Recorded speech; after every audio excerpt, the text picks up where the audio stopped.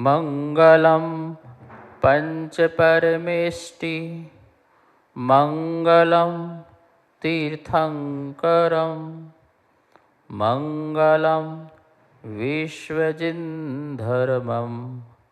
मंगलम वीरशासनम मंगलम वीरशासनम वंदितो सर्वसिद्धे ध्रुवमचलमणोभवं गतिं पते वोक्षामि समयपाहुड मृणमो सुध केवली भरितम। समय सार परम मांगलिक ग्रंथ है। आचार्य कुंदगुन देव द्वारा ईसा पूर्व प्रथम शताब्दी में यह लिखा गया है। श्री महावीर भगवान की वाणी को आध्यात्मिक रूप से प्रस्तुत किया है। भाषा प्राकृत है, शैली आध्यात्मिक है। 415 इसमें गाथाएं हैं। हम गाथा नंबर आज 14 नंबर की पढ़ेंगे। शुद्ध नय का लक्षण पढ़ेंगे। ये बहुत प्यारी गाथा है। शुद्ध नय का लक्षण किस प्रकार से हमारी आत्मा का शुद्ध लक्षण है, पहले अपन उच्चारण कर लेते हैं गाथा का और फिर अर्थ समझते हैं। जो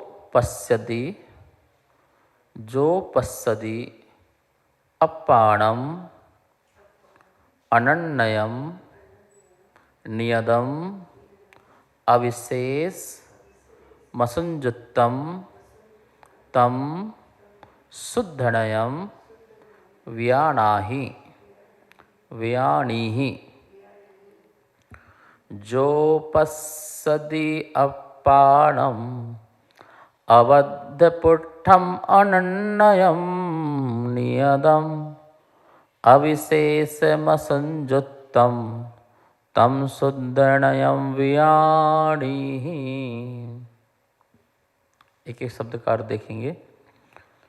जो अपाणाम आत्मा को, अबद्धपुट्ठम बंध रहित, पर के स्पर्श रहित, अनन्यम अनन्य, नियदम नित्य, अविशेषम अविशेष और असंजुत्तम अन्न के संयोग से रहित है, पश्यति अवलोकन करता है, तम उसे शुद्धनयम शुद्ध नय, व्याणी ही जानो, उसे शुद्ध नय जानो। जो आत्मा को पश्यति अवलोकन करता है, पश्यति मतलब होता है देखना। पश्यति देखता है, आत्मा को देखता है। कैसे आत्मा को देखता है? महाराज जी, हमें तो आत्मा देखने में नहीं आती है। देखने का मतलब अनुभव करता है। आत्मा को ज्ञान से ऐसा जानता है, उसको सिद्धांत करता है और ऐसा अनुभवन करता है। किस प्रकार से? अबद्धपुट्ठम, अ मतलब रहित। यहाँ पर नास्ति से समझाया है। अबद्धपुट्ठम, अ रहित, बद्ध पुट्ठ मतलब स्पर्श, बंध रहित। आत्मा कैसी है? बंध रहित है। अपुट्ठम स्पर्श रहित है, पर के स्पर्श से रहित आत्मा है। बंध रहित आत्मा है और स्पर्श रहित आत्मा है। हम सिर्फ आत्मा को देखें। जैसा पानी गंदा है तो गंदगी को मत देखो, पानी को देखो। पानी को देखो, उसमें जो गंदगी है उसको मत देखो। तो पानी को हम देखेंगे, मात्र जल को देखेंगे तो हमें जल तो पवित्र दिखाई देगा। जल थोड़ी अपवित्र हुआ है, लेकिन उसे अपवित्र संसार में इसलिए कहा जाता है क्योंकि उसको मिट्टी आदि का संसर्ग मिला है, स्पर्श मिला है। इसलिए उसके कारण क्या हुआ है, वो गंदा हुआ है। जल अपने स्वभाव से आज भी स्वच्छ है। अतुल जी, यदि आपके पैर में कीचड़ लग जाए और आपको गंदा जल दिया जाए तो बोलो, उस गंदे जल से कीचड़ साफ होगा कि नहीं होगा? होगा ना। आपको पता है ये धोबी लोग आपके कपड़े कहाँ धोते हैं? कभी जाके देखना, जमुना के किनारे आदि गड्ढे बना रखे हैं, गड्ढों में गंदा पानी होता है। इन नालों आदि में आके तुम्हारे कपड़ों की सफाई हो जाती है। आपके हाथ में कीचड़, पैर में कीचड़ लगा है और गंदा नाला का पानी, और उससे साफ करो तो आपका कीचड़ क्या हो जाएगा? साफ हो जाएगा। क्योंकि जल मिट्टी से गंदा हुआ है, लेकिन उसने अपनी स्वच्छता नहीं छोड़ी, स्वच्छता का अभाव नहीं हुआ। जैसे जल को गर्म कर दो तो गर्म होने के बाद भी उसने अपनी शीतलता नहीं छोड़ी। यदि जल अपनी शीतलता छोड़ दे तो गर्म जल अग्नि को न बुझाए, अपितु अग्नि को, और अग्नि गर्म है और जल भी गर्म है, दो चीज़ गर्म मिले तो क्या होना चाहिए? और अग्नि भड़कना चाहिए ना। लेकिन उबलता हुआ जल भी यदि जलती हुई अग्नि में डाल दिया जाए तो वो अग्नि क्या हो जाएगी? आप कितना भी गर्म कर लो, लेकिन उसके अंदर जो शीतल स्वभाव है उसका पूर्णतः विनाश नहीं कर सकते आप, ये उसका स्वभाव है। ऐसी जल की जो स्वच्छता है, आप कितनी भी गंदगी कर दो, मटमैला पानी हो जाए बरसात में, लेकिन फिर भी आप उसकी स्वच्छता समाप्त नहीं कर सकते। ऐसी कह रहे आत्मा कितने भी कर्म से बंध हो जाए, लेकिन बंधने के बाद भी आत्मा की चेतनता को आप नष्ट नहीं कर सकते हो। चेतन तो अबद्ध है, चेतन तो पुट्ठ अस्पर्श है, वो बद्धता को प्राप्त नहीं होता है। सुनो, जो हम कहते हैं अतुल जी कि आत्मा कर्म से बंधी है, ये हमारा व्यवहार कथन है। यह व्यवहार से कहते हैं आत्मा कर्म से बंधी है, निश्चय से आत्मा कर्म से बंधी नहीं हो सकती है। जैसे हम कहते हैं कि रस्सी से गाय बंधी है, तो हम ये व्यवहार से कहते हैं, निश्चय से नहीं बोल सकते कि गाय को रस्सी से बंधी है। और सुनो, दुनिया में आज तक कोई रस्सी से गाय को बांध नहीं सका और ना बांध सकेगा। कोई एक व्यक्ति लेके आओ मेरे पास जो इस सत्य सिद्ध कर दे कि मैं रस्सी से गाय को बांध सकता हूँ। एक भी बंदा गाय को रस्सी से नहीं बांध सकता। क्या बात कर रहे हैं महाराज जी, हम तो रोज बांधते हैं, हमारे यहाँ तो गाय बहुत सारी बंधी होती है। भाई, रस्सी से गाय नहीं बंध सकती है। रस्सी से गाय को बांधोगे तो गाय मर जाएगी, उसकी गर्दन में फंदा लग जाएगा। तो हम तो बांधते हैं, आप नहीं बांध सकते हो, आप सिद्ध कीजिए। गाय को कभी भी रस्सी से नहीं बांधते हैं, रस्सी को रस्सी से बांधते हैं। किससे बांधते हैं? फंदा डाल के रस्सी को रस्सी से गांठ बांध देते हैं। तो आपने किसको बांधा? रस्सी को रस्सी से बांधा, गाय को नहीं बांधा। हाँ, ये बात अलग है कि तुम्हारी रस्सी से रस्सी बंधने पर गाय स्वतंत्र नहीं रह गई, वो परतंत्र हो गई, अपनी स्वतंत्रता से विचरण नहीं कर सकती है, स्वच्छंदता उसके अंदर समाप्त हो गई। ऐसे ही आत्मा भी कर्म से नहीं बनता है, कर्म तो कर्म से बनते हैं, लेकिन वो कर्म से कर्म बंधने के बाद भी आत्मा स्वतंत्र नहीं रह जाती, परतंत्र हो जाती है। हम भी संसार में कर्म से परतंत्र हैं। यदि हम आज चाहें कि हम मोक्ष चले जाएं तो हम जा सकते हैं क्या? परतंत्र हैं, कि मोक्ष के लिए इस पुद्गल का सहारा चाहिए, इस कर्म का सहारा चाहिए। कैसा शरीर चाहिए मोक्ष के लिए? ब्रज वृषभ नाराज संगनन शरीर चाहिए, बिल्कुल लोहे की तरह। ठंडी हो, गर्मी हो, धूप हो, तब भी कुछ ना हो, अग्नि से जले ना, ऐसा शरीर चाहिए भैया। और ऐसा शरीर मिलेगा तो मुक्ति मिलेगी।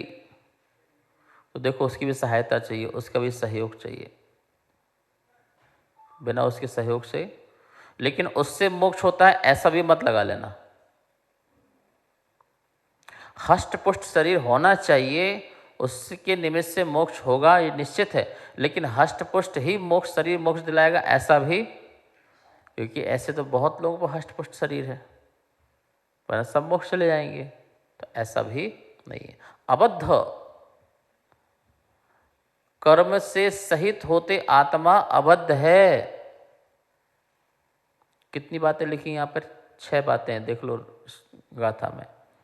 आत्मा अबद्ध है, आत्मा अपुट्ठ मतलब अस्पर्श है, आत्मा अनन्यम अन्न रूप से रहित है, आत्मा नियतम नियत है, आत्मा अविशेषम विशेष रहित है, आत्मा असंयुक्तम संयुक्त रहित है। कितनी बातें याद रखना आपको? 6। यदि ये 6 बातें आपने याद कर ली और 6 बातों का आपने सिद्धांत कर लिया, इन 6 बातों का आपने अनुभव कर लिया, तो आपने शुद्ध नैशे आत्मा को देखा, पश्यति। अब बोलो, अपनी आत्मा को हम बंधा हुआ देखें कि बंधा रहित देखें? एक समय की पर्याय में देखते हैं तो बंधा हुआ दिखता, ये भूतार्थ है। लेकिन मैं कर्म से बंधा हुआ हूं ऐसा ही मान लिया जाए तो अभूतार्थ है, वो सत्य नहीं है, सत्यार्थ नहीं है, भूतार्थ है।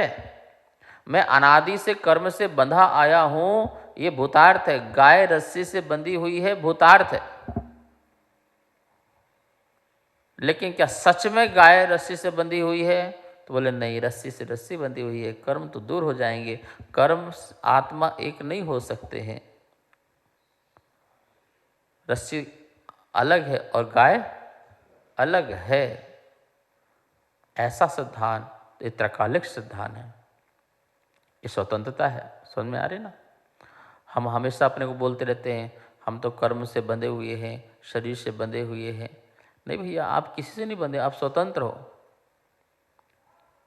बोलो, मैं स्वतंत्र हूं, लेकिन इस बात को आज तक माना नहीं, इसलिए परतंत्र हूं। समझ में आया ना? गाय रस्सी से नहीं बंधी है, रस्सी रस्सी से बंधा हुआ है, लेकिन गाय ने ये मान लिया कि मैं बंधी हुई हूं। और ये मानने के कारण गाय आज तक पुरुषार्थ नहीं कर पा रही कि मैं इसको उखाड़ के फेंक भी सकती हूँ। कोई कोई गाय ऐसी होती है, धीरे धीरे उखाड़ती रहती हैं। खूंटा को थोड़ा खींचा, थोड़ा हिला, थोड़ा, और एक दिन ऐसा खूंटा उखड़ा कि गाय भी भाग गई। चलो, ये तो रस्सी है। अब मैं आपको बताता हूँ असली रस्सी, जो दिखती नहीं है और उससे बनते हैं। जो ऊँट होता है ना, ऊँट को कैसे बांधते हैं? इतने सारे खूंटा नहीं गाड़ते, ऊँट को बैठाते हैं और गले में ऐसा हाथ फेरते हैं और वो बैठा रहता है। हाँ, उसको आदत में आ जाता है। जब आदत में आ जाता है तो वह रस्सी से नहीं बांधते, तो ऐसा हाथ फेरा उसको तो वो लगता मैं बैठ गया हूँ। और जब सोए बोलते चलो, तो चलता नहीं है जब तक दोबारा उसको रस्सी ना खोलो। जैसा तुमने गले में हाथ फेरा था उसको, और वैसे फेर करके अब पुचकार के चलो, तो उसको लगता मैं खोल दिया हूँ, मैं खुल गया हूँ। बिना रस्सी के ऊँट बंधा हुआ है, देखो। तो रस्सी से बंधना ये द्रव्य कर्म है, और बिना रस्सी से बंधना ये तेरे भाव है, राग देश, जो दिख नहीं रहे हैं पर उससे तू बंधा हुआ है, अनादि से बंधा हुआ है। कह रहे कि भाई देखो, जब तक इस भ्रम में रहोगे मैं बंधा हुआ हूं, तो कभी हम भ्रम से बाहर नहीं निकलेंगे, तो हम बाहर कभी अपने को स्वतंत्र प्राप्त नहीं करेंगे। पहले तो आपको ये स्वीकार करना पड़ेगा मैं स्वतंत्र हूं, तो स्वतंत्रता हमें प्रकट होगी। यदि इस बात को स्वीकार नहीं करोगे तो स्वतंत्रता कैसे प्रकट होगी? यदि आप अनादि से ही मानते जाओगे कि मैं तो परतंत्र हूं, मैं तो परतंत्र हूं, मैं तो परतंत्र हूं, ये देश आज़ाद कैसे हुआ था? जिन्होंने भी आज़ादी में लड़े तो उनने ये स्वीकार करके नहीं कि हम परतंत्र हैं, हमें आज़ाद होना है, ऐसे ऐसे करके थोड़ी लड़े। कैसे लड़े थे? हम तो स्वतंत्र हैं, हम तो स्वतंत्र थे और स्वतंत्र रहेंगे। ये तुमने आकर के हमें परतंत्र करना सिखाया है। हम स्वतंत्र थे और हमारी स्वतंत्रता जन्म सिद्ध अधिकार है। ये लाइन कितनी जबरदस्त है। स्वतंत्रता जन्म सिद्ध अधिकार है। हम तो स्वतंत्र थे, हैं और रहेंगे, और इसलिए फिर हम आपको भगा रहे हैं यहाँ से। ओहो, जब हम ये बात कहते हैं कि हमारी आत्मा स्वतंत्र है, बंधी नहीं है, तो फिर हम कर्मों को भगाते हैं, फिर अपने आसपास जितने भी विभाव के निमित्त हैं उनको हटाते हैं। अपन एक एक बात को समझेंगे अच्छी तरीके से। पहले समझते हैं अबद्ध। आत्मा अबद्ध कैसे है, इसके लिए उदाहरण दिया है कमलनी का पत्र। कमलनी जानते हैं? एक होता कमल, दूसरी होती कमलनी।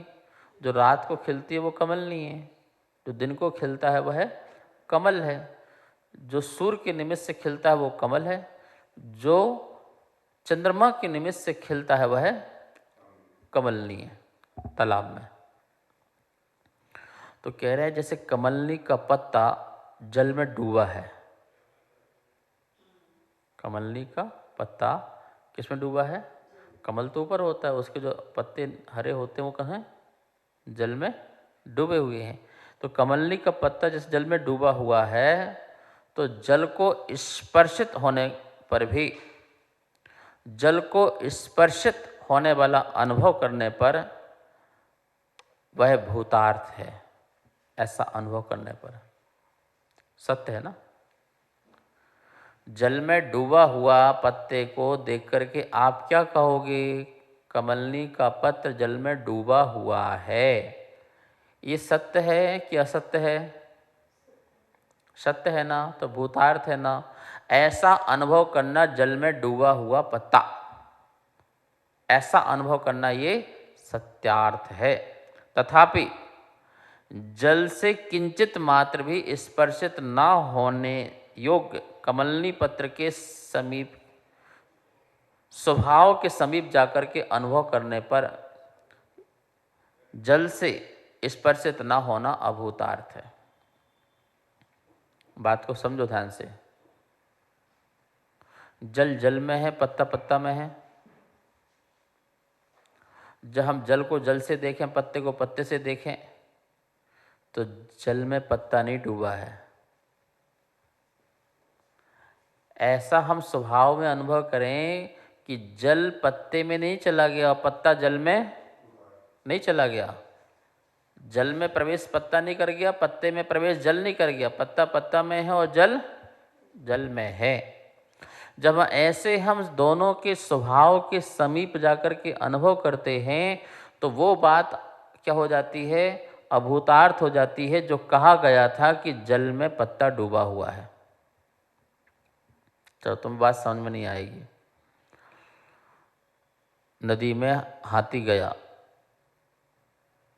सरोवर में हाथी गया, तो क्या बोलोगे? तालाब के अंदर हाथी, ठीक है ना। तो जल में डूबा हुआ हाथी, यही कहोगे ना। बात तो सही बिल्कुल। जल में डूबा हाथी सामने दिख रहा, जल में डूबा हुआ है, हाथी है। तो ये भूतार्थ है। ये सच है कि जल में डूबा हुआ हाथी। लेकिन मैं आपसे कहना चाह रहा हूँ, क्या हाथी जल बन गया या जल हाथी बन गया? बोलो।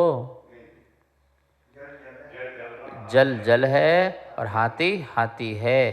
तो जो तुम्हारा पहला कथन था जल में हाथी डूब गया, तो वो भूतार्थ था कि अभूतार्थ था? इस अपेक्षा से जल जल है, हाथी हाथी है, जल हाथी नहीं बना, हाथी जल नहीं बना, तो वो बात जो तुम्हारी भूतार्थ थी, इस अपेक्षा से तो अभूतार्थ हो गई।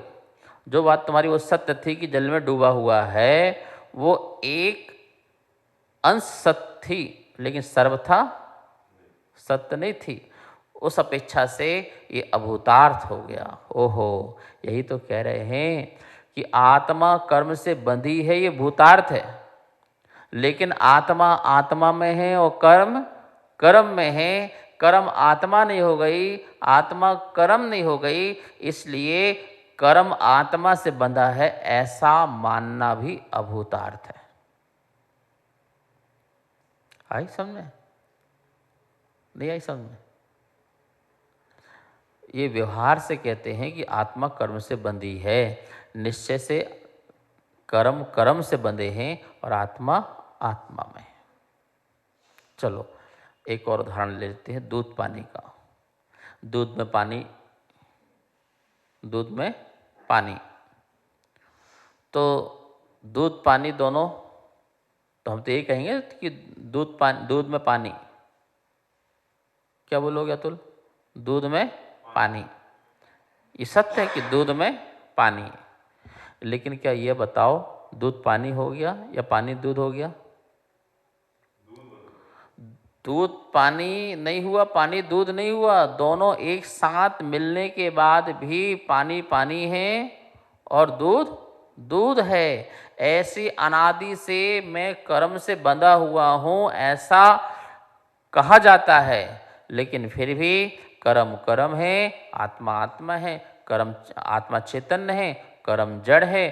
तो जड़ चेतन कैसे हो सकता है और चेतन जड़ कैसे हो सकता है? इस दृष्टि से को मैं देखता हूं तो आत्मा अबद्ध है। आत्मा क्या है?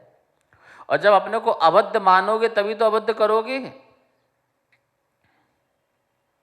1 किलो सोना में या 1 किलो चांदी में अपन ने 100 ग्राम सोना मिलाया, 1 किलो चांदी में 100 ग्राम सोना मिलाया और पूरा एक में एक मिल गया, ठीक है ना? तो क्या बोलोगे? चांदी में सोना मिल गया, यही बोलोगे ना? चांदी में सोना मिल गया, भैया चांदी में सोना मिला हुआ है, ठीक है, ये बात सत्य है, हम स्वीकार करेंगे क्योंकि सोना तो मिला हुआ है। लेकिन ये बताओ कि चांदी सोना हो गया या सोना चांदी हो गया? हा, यही तो कहना चाह रहे हैं। जब इस बात को स्वीकार करोगे सोना सोना है, चांदी चांदी है, तभी तुम जौहरी के पास ले जाके क्या करोगे? सोने को अलग कराओगे और चांदी को। अच्छा तुम इस बात को मानो ही मत। नहीं नहीं, हम नहीं मानते। चांदी में सोना है पर चांदी से सोना अलग नहीं हो सकता, तो आप पुरुषार्थ भी नहीं करोगे। जब आपको विश्वास ही नहीं है तो पुरुषार्थ भी नहीं करोगे। लेकिन जब आपको ये विश्वास है कि सोना अलग होता है और चांदी, ये दोनों मिश्र एक हो गए हैं, और दोनों मिश्र एक होकर के हम ये कह देते हैं कि ये धातु की प्रतिमा है। किसकी प्रतिमा है? हमारे यहाँ मंदिरों में धातु की प्रतिमा बनती है, अष्ट धातु, 8 प्रकार की धातुओं मिलाकर के प्रतिमा बनती है, तो उसे हम क्या बोलते हैं? धातु की प्रतिमा। क्या बोलते हैं? धातु की प्रतिमा बोलते हैं। मतलब कई प्रकार की धातु मिलकर के बनी। लेकिन बताओ भैया, उसमें सबको अलग करना हो तो अलग हो जाएगा नहीं हो जाएगा? एक एक चीज़ अलग हो जाएगी नहीं हो जाएगी?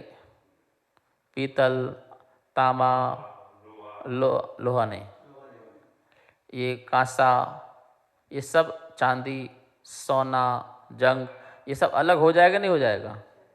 टिन, ये सारी की सारी धातु क्या हो जाएंगी? क्योंकि सबका अपना अपना स्वभाव है। सोने का अपना गुणधर्म है और चांदी का अपना गुणधर्म है, तो इसलिए चांदी अपना गुणधर्म नहीं छोड़ेगा और सोना अपना गुणधर्म नहीं छोड़ेगा।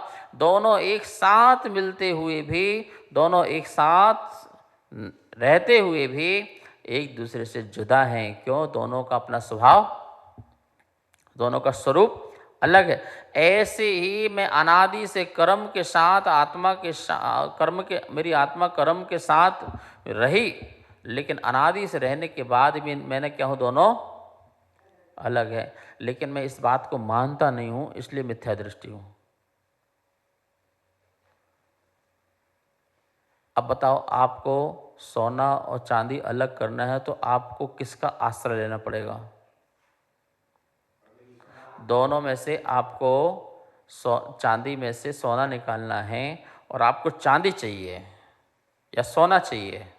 आपको क्या चाहिए? आप चांदी कहाँ लोगे, सोने लोगे।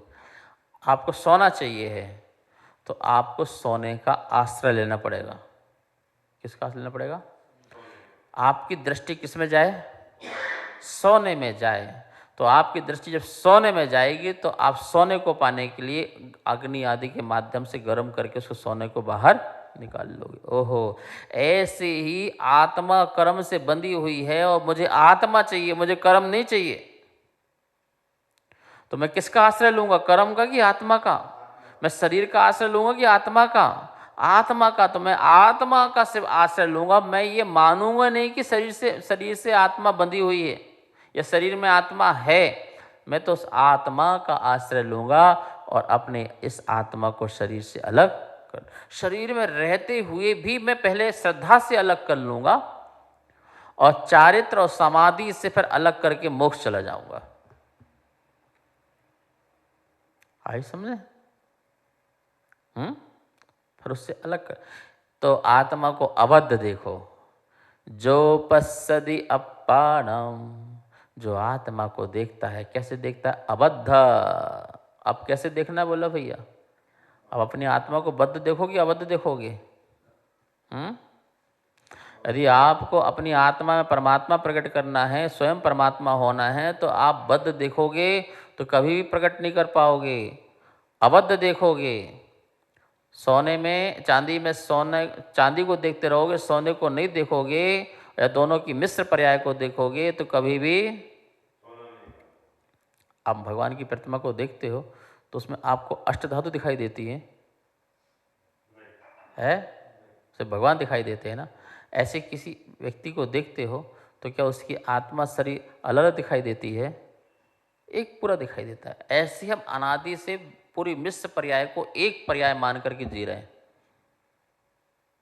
एक पर्याय मान के जी रहे हैं, और हम ये नहीं समझ रहे हैं कि उसकी पर्याय अलग है, इसकी पर्याय अलग है, दोनों की अवस्था भिन्न भिन्न है। ऐसा हमें अबद्ध रूप से स्वीकार करना पड़ेगा। आत्मा रोज चर्चा चलेगी भाई इसमें। अभी तो मात्र एक अबद्ध की चर्चा की है मैंने। मैं कैसा हूं, मेरा स्वरूप कैसा है? बद्ध है कि अबद्ध है? अबद्ध है। व्यवहार से बद्ध है, निश्चय से अबद्ध है। ठीक है, और भी आगे विषय लेंगे। आज इतना ही, समय हो चुका है। जा वाणी के ज्ञान से सूझे लोकालो, शो वाणी मस्त धरो सदा देत हो दो। हे जिन वाणी भारती तो है जपो दिन दिन, जो तेरी शरणा धरे शो पावे सुख चैन। सबको बहुत बहुत मंगल आशीर्वाद। कार्यक्रम पाठशाला के पुण्यार्जक थे श्री दिगंबर जैन मंदिर, लोधी कॉलोनी, दिल्ली।